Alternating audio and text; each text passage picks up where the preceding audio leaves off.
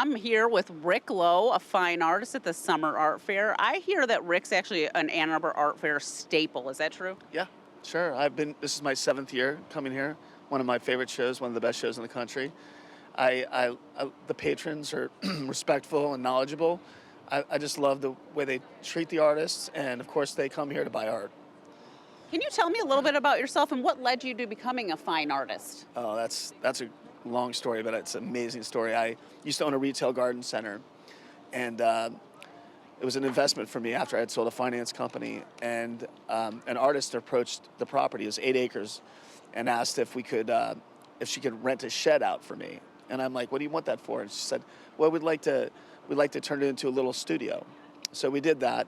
Before you know it, I had 8 of those around the property. And I would come into town with my kids. They would rather go there than Walt Disney World because we'd have little art shows, and it was just amazing. They were making no money, but and I had 3 businesses at the time, and I was doing really well, and I was just miserable. And my wife's like, why don't you just try that? And I'm like, yeah. So I started working in my garage at home. I lived about 4 hours away, so I didn't run the property day to day, but we would go up there every opportunity we could. So I would start to play around in my garage, and I discovered the process. My best friend's a patent attorney. He's like, "This is unique." He patented the process. I did my first show. I sold 12 pieces in 5 hours. My next show, I doubled my prices. I sold 8 pieces. My next show, I doubled those prices, and I sold 12 pieces. I remember handing the keys to my business to my partner and said, "You can have the business. I want nothing for it. I'm going to do this for the rest of my life." And that was 10 years ago. That is so awesome. I love these stories about people finding their passions in life because you don't really, there's this whole thing. You graduate high school or you go move on to adulthood and you have to decide these things for your life. This is what your life is going to be like.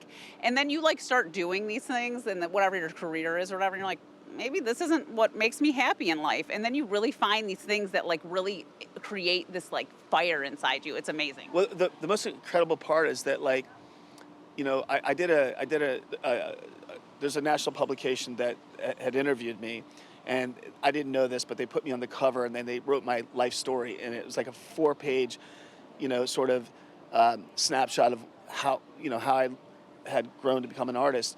I remember we got it in the mail, and my wife and I were literally shocked. I'm like, we're reading the story, and we're like, this is our story.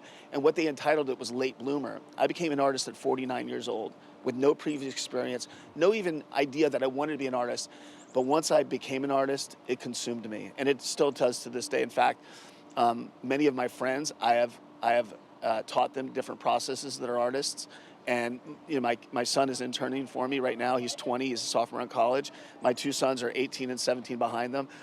The life that I have, it's very rewarding as far as financially rewarding, but the joy that you get from creating something from an imagination and putting it down and finishing it and then having people purchase it with their hard-earned money, that's overwhelming. Sometimes I get very emotional about it. I can't even talk, where it's hard to believe it's been a continuation for 10 years, and it's just growing more and more. In fact, about 2 years ago, I went into 5 galleries in Europe. A gallery group purchased 118 original pieces over 2 years. And then now I just shipped 10 pieces to a gallery in Toronto. It's literally right out of a movie, my life. No, seriously, I know exactly what you're talking about. I tear up when I hear people's stories like you because it's like you finally found that thing that just makes your life just better. And that thing that you were meant to do. Right. I had those 80 hours work. I started a company, early in 1999. I was one of the first ones on the internet for recreational finance. I remember selling that company because my first son was born. I was working about 60 to 70 hours a week, and I was like, I'm going to be working while he's growing up. I don't want that. And I made that pivot. And the best thing, I was talking to my children about this weekend. I'm like, the life that I've been able to have, the places I've been able to visit, the patrons that I've been able to work with, I just did pieces for the commissioner of the NHL. I just did the logo for the NHL. And you know what? It's not a unique story to me. There are countless artists here at this festival that have better stories than me. And when I listen to them, I get emotional about it too. It's a beautiful life, and I'm so grateful to God. Can you talk about, were you not an artist at all prior to this? This was like, you figured out this process and you created these pieces from nothing. You had no background. What happened was my garden center was 8 acres, so it was very expensive to manage and run, and I was running out of money. So I said I need to make things for the property to finish different areas, and this literally happened by chance. And my next door neighbor was an art collector, and we lived in a really nice neighborhood, and I had to keep my garage open. So she would walk by and she's like, "What are you doing?" She saw that I was painting, and she's like, "You have to show the world this." And at that point, I didn't think anybody would like it. I had no idea. But then those first few shows I did, it cemented, especially because the quality of homes that I was selling into. I remember sitting down with my wife and saying, my God, like, this is not a fluke. It literally took me about 6 months to think that this wasn't BS. Like, I'm like, am I just hustling people? Like, I thought that anybody could do it. Like, I was like, anybody could do this. It came so natural to me. And part of it is that my upbringing, my family are landscape designers.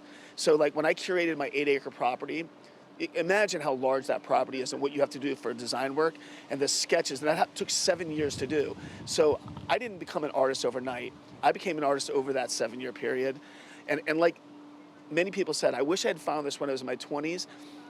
I wouldn't be the artist I am today if I hadn't went through the ups and downs of the journey that I went through to get here. And I do see, like, when I look at your pieces, I feel like I'm looking at nature. Like, there's this really natural world aspect to them. And that comes from my background also. So as my family are landscape designers, I own that big retail garden center.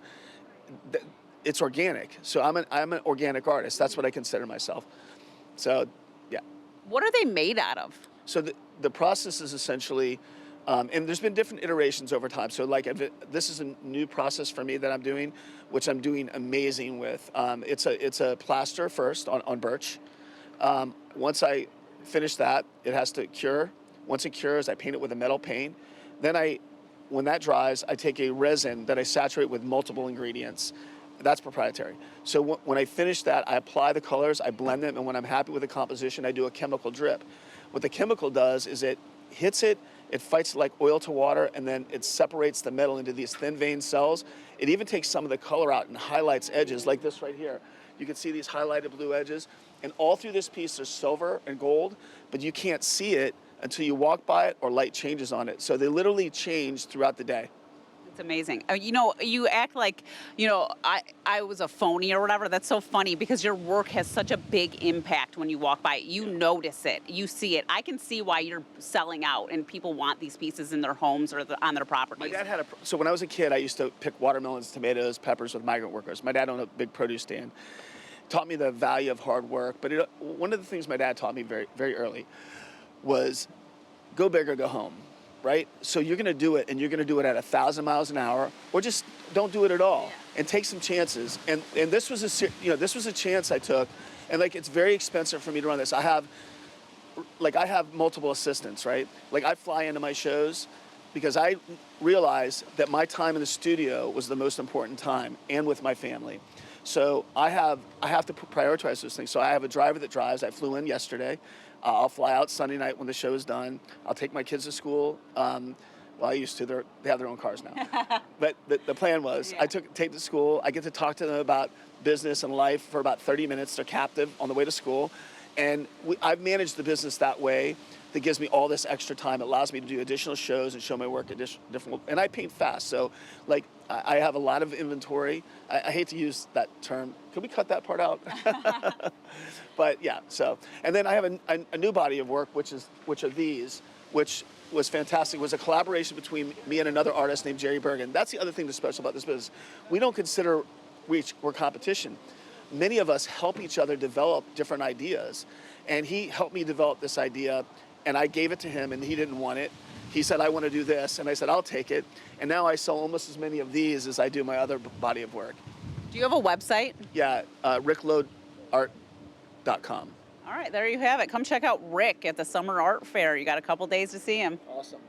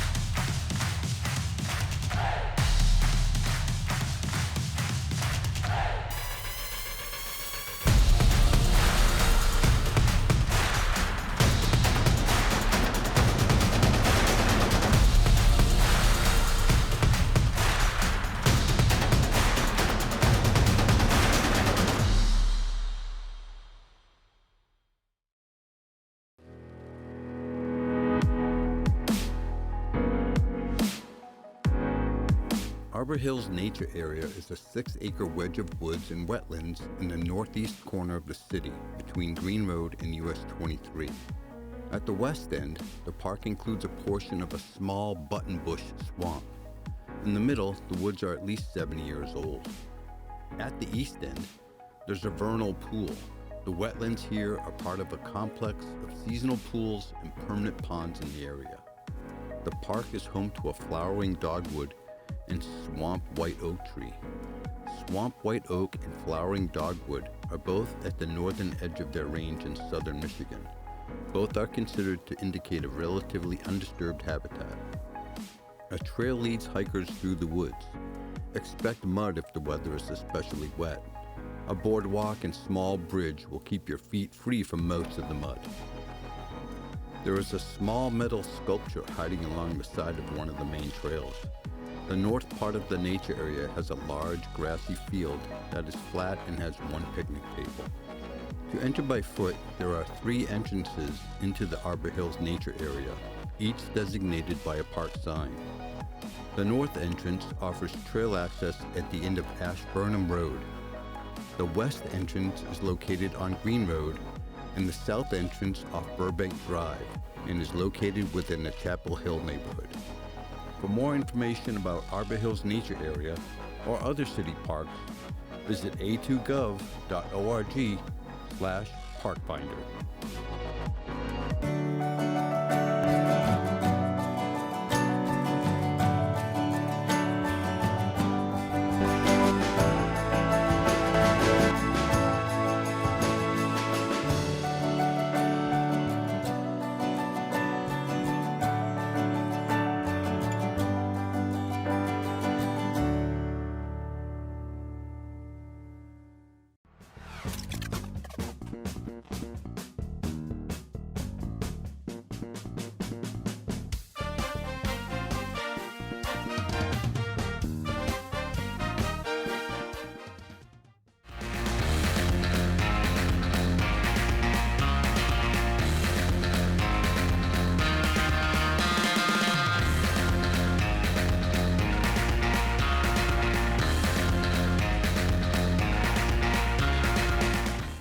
We are here at the art fair, and I'm here with Michael G., all the way from Ann Arbor, Michigan. wow, a local. How long have you been coming to the art fair? For years, and I love this art fair. It's just so diverse, so cultural, so family friendly, and it gets better and better and bigger every year. Yeah, and what sort of artwork do you like seeing best here, maybe? The best artwork I like seeing here is the sculptures, but I also like the paintings, the jewelry, all that stuff, but a special place in my heart for the sculptures. I actually bought a sculpture here a few years ago. Oh yeah, what kind of sculpture did you get? I can't remember, but it was something with metal, I think. Very cool. And what sort of other things around the art fair do you like doing? Are there any food trucks you go to or anything like that? Oh yes, I love the food trucks. They have all sorts of like chicken tenders and chicken wings and shrimp and french fries and hot dogs. I mean, one cannot spend an entire art fair eating, but it's all part of it. So that's what I like coming to the art fair for as well, the food. Nice. And anything else you'd like to say for the viewers? I just want to say, come on down, you're going to have a blast. And if it's your first time, you're not going to be disappointed unless the weather is really bad. But so just come on down, have a great time. And I really love CTN, so support CTN as much as you can. Oh, well, thanks for that. And how do you feel about the weather today? It's been pretty good, right? It's been pretty good. I wish it was a little sunnier, but with the sun, it could get really hot at times. So a little cloud cover doesn't hurt anyone, but there's no chance of severe weather or any thunderstorms until like Saturday maybe. So Saturday is the last day. So, and hopefully it doesn't get as bad as they're projecting, but it wouldn't be the Ann Arbor Art Fair without a storm, right? Yeah, there you go. Well, thank you so much. I appreciate your time, and we will have more from the Ann Arbor Art Fair 2025. Thank you.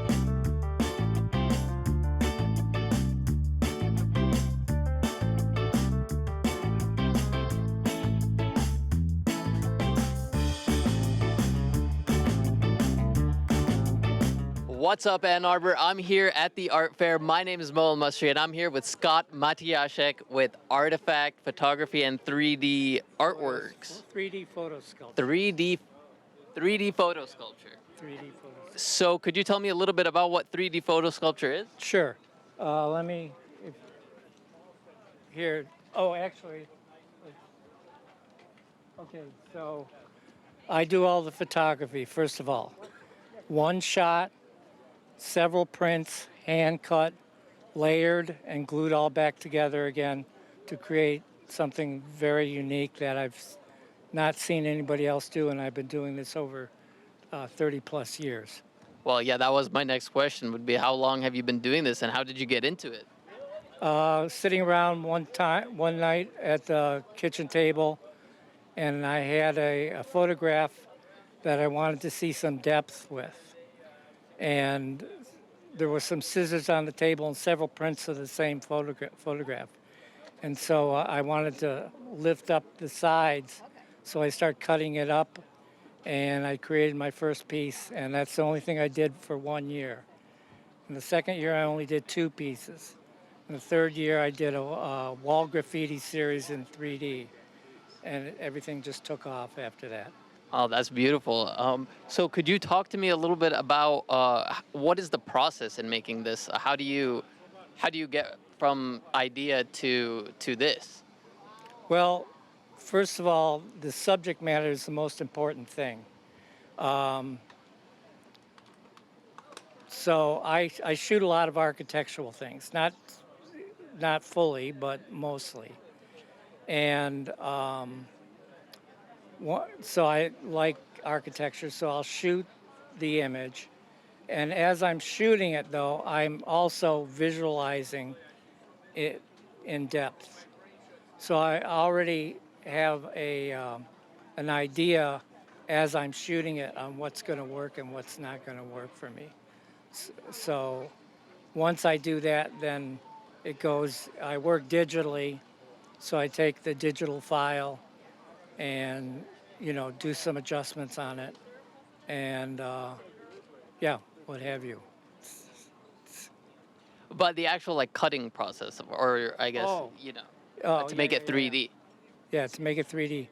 Number 11 X-Acto blade. Okay. Cutting circles and curves. My assistant back there helps do that type of work, helps me build them, and that's the hardest part. Also, one of the harder parts is building support systems, which if you came in through the side, you can actually see pegs, and it's actually black foam core that's cut to a certain. I'll get to this side. Can you? Oh. If you want to talk about that one. Yeah. Well, okay. So this particular one was an old set of cupboard doors that I shot in Santa Fe because of the textures and the colors and the shadows and whatever. So once that's printed, then working from several prints again from the same print, I hand cut not only the actual photograph, but I'm cutting the pieces that support the image below it. And they're of varying heights. Wow, that's amazing. That's really cool. It's a very unique style of art. I've honestly never seen it before. How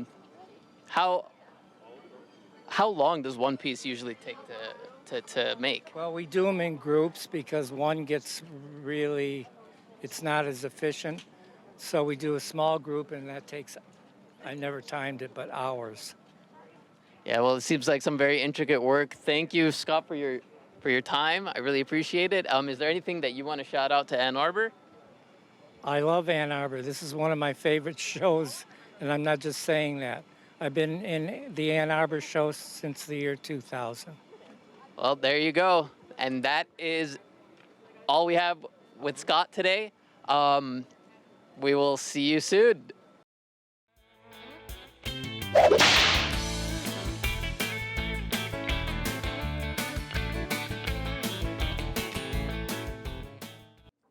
Oh, hey, I didn't see you there. I was a little distracted. I was just catching up on some reading. It's the Michigan Motor Vehicle Code. There's some really good stuff in this book. But anyways, speaking about being distracted, I'm Officer John Gilby from the Ann Arbor Police Department. And if you have a minute, I'd like to talk to you about the dangers of distracted driving.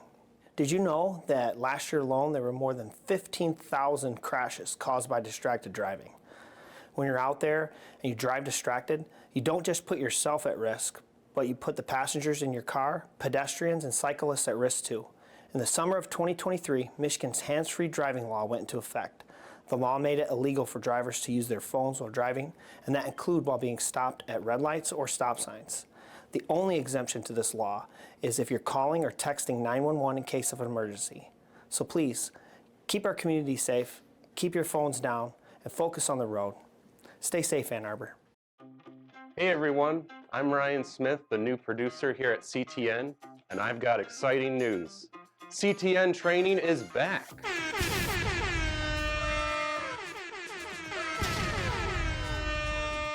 This training will teach you how to plan a shoot, operate professional cameras, and edit your own videos.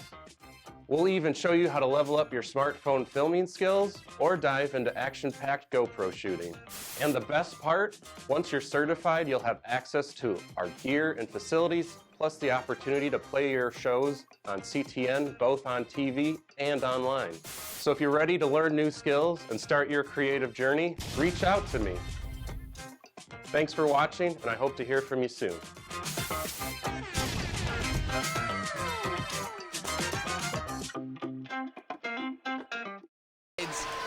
Feeding off of each other, and there's Micah Powell for three high, and that one rattles in. Are you kidding me?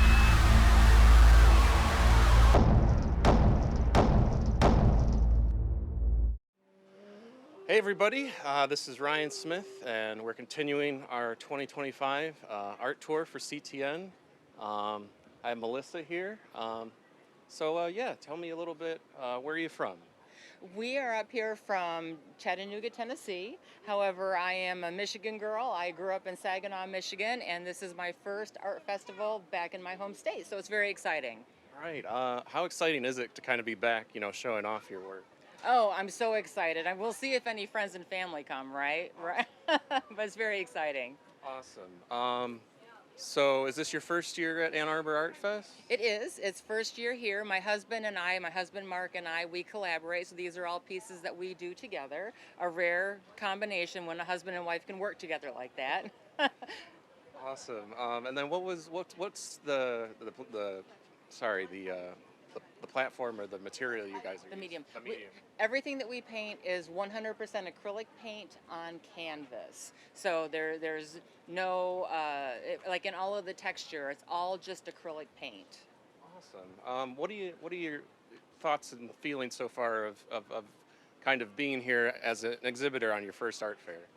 Well, it's very exciting. Like I said, Ann Arbor is a coveted show for artists to get into, especially this original section. So it feels great, and we're going to do great. So I hope everybody comes down to see all this work in person, because the whole show is just outstanding. Awesome. All right. Well, thank you guys, and we'll continue on.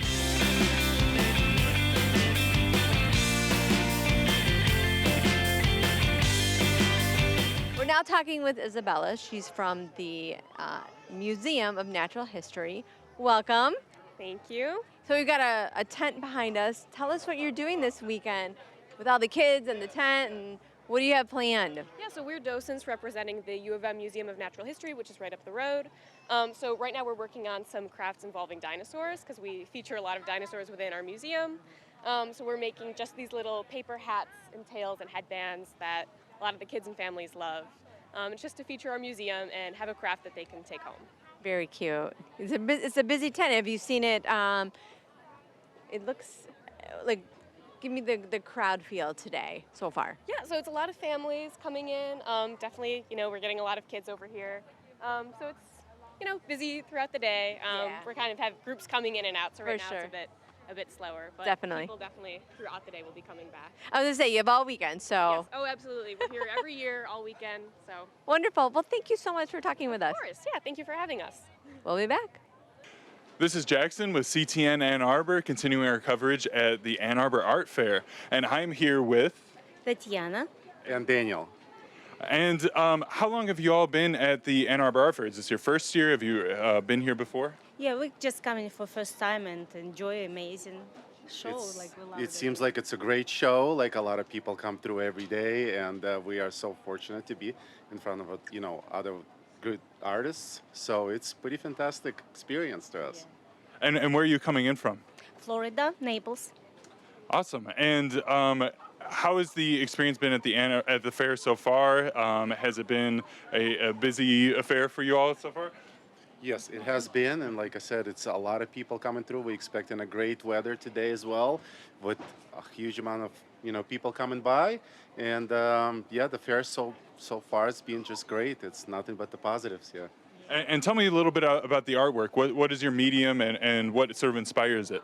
So it's mixed media, and I use like a lot of different techniques, like just make like some painting, like some special. And we use like metal leaves, we use like a lot of nature elements, like with stones, crystals, glasses, so just a little bit of everything. It's in a sense that it is, we like to say it's like a jewelry work, but for your home. So it's nice, and with implementation of the gemstones like turquoise, aquamarine, crystals, yeah. Very, very cool. And how long have you been doing artwork like this? And also what has sort of inspired this style? Yeah, it's around 5-7 years with just working that, and it's change, grow up, make something special. So we always try working, to be year after year to become more and more complex with the work. So this is what right now is where we at. Amazing. It's beautiful work. And can I ask, sort of, what brings you to this sort of natural themes, the birds and the trees and things like that? It's just feeling, like you just like artists feeling what you want, like create and put on canvas, and it just like from me to canvas and for everybody who loved it. Yeah. It's nature. It's beautiful. Well, it's beautiful work. And yeah, thank you so much for your time. Where can people find you, find your work? Do you have a website or Instagram, anything like that? Yeah, we have a website, tedart.com, and we have Instagram, TEDArt Gallery, so we're open, and everybody can see our artwork. Great. Well, thank you so much. And we will have more from the Ann Arbor Art Fair 2025.